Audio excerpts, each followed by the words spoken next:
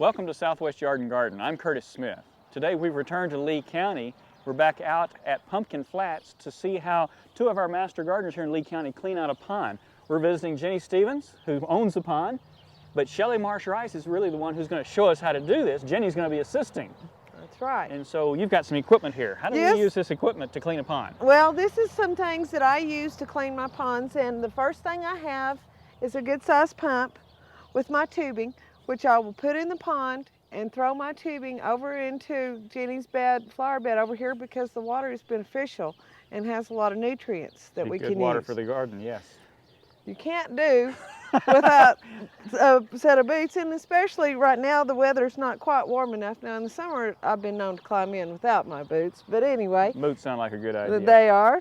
And I have a shop vac here, and what we'll pull out as the pond drains, we'll start pulling out some of the plants that are in there, and then when we get down low enough, we'll go to vacuuming the more nasty stuff out, the dead leaves and some whatever tumbleweeds have blown in and such as that. So you're going to try and clean all the algae and things out too? No, we won't clean all of the algae out. The algae on the side is beneficial, and your fish do eat off that. Oh, and you're going to have to take fish out too, aren't you? Yes, we are, and we have some nets in a 5-gallon bucket, and then we have our little cart so we can haul all that stuff away easier. Okay, so you're going fishing as well as cleaning. Going fishing as well as cleaning. Now, is this something that you'd recommend someone do before they have a party at their house that night? Oh, you bet. No, this is going to be something that you're going to probably smell a little bit. And the less you can get into it, the better off you're going to be. But you're going to have some smell off of it, and it's not too bad. It takes a couple of days to wear off. You said that after you've done these, your family recognizes you're wearing eau de pond? Yes, they walk up and say, "Oh, you've been sliming," and then they go to stepping back. Okay, so be warned. There are things like that you need to know. So can you show us how we do this? Absolutely. Curtis, the first thing we're going to do is I'm going to hand Jenny my tubing, and she's going to stretch it out so it will go into her flower bed over there. I'm going to try to get the pump in the deepest part of the pond with my filter where it's not setting on the bottom where the trash is going to plug the filter up, but that's something that you're going to have to clean as you kind of go. So okay. You're not going to take the fish out first? No, we're going to start draining the pond, and then the next thing I'll do while that's draining is I'll get some water, and then as the pond gets lower, we'll go to catching fish, and it's much easier that way. Okay, let's see if you can get it in with the filter up. Good shot. Okay, now if you'll plug that in for me. There we go. Now the next thing I'm going to do is get a bucket. So you can get ready to go fishing. Get ready to go fishing. I want to put the existing water that's in the pond now that the fish are used to in here.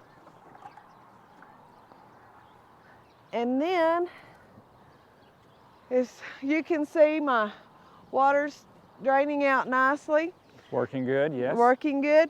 And it's the lower the pond gets, the easier it is to start pulling out the stuff. I can even start getting some of the muck out. That's a technical term there. As your water level drains, you're going to have more trouble with your pump. And as you well know, pumps will burn up quickly, so you want to really kind of watch that.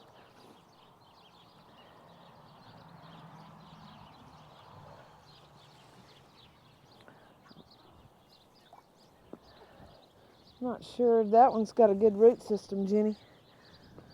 Put that one in.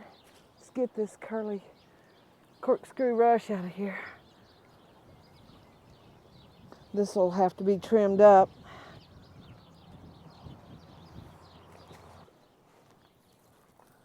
See all the new growth coming up? Yep. Spring is on its way. I see it.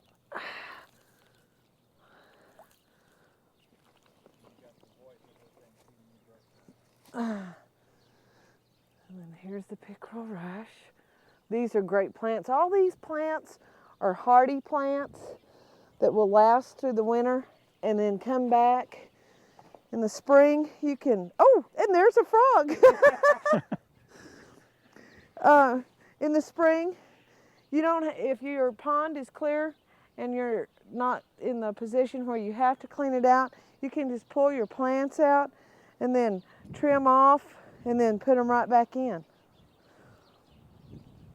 Shelley, what is Jenny doing now? She's taking something out that's not in pots. Jenny's pulling out an oxygenator that stays under the surface of the water and helps oxygenate your pond. It's one of the most wonderful plants. And here's going to be a pretty good sized piece you can see. Okay, so that's a good one. It doesn't have to have a pot. No, it doesn't. Do you have to save all of it, or will it grow back if you don't get it all? No, it'll reproduce and do well. And then is hardy for this part of the country again.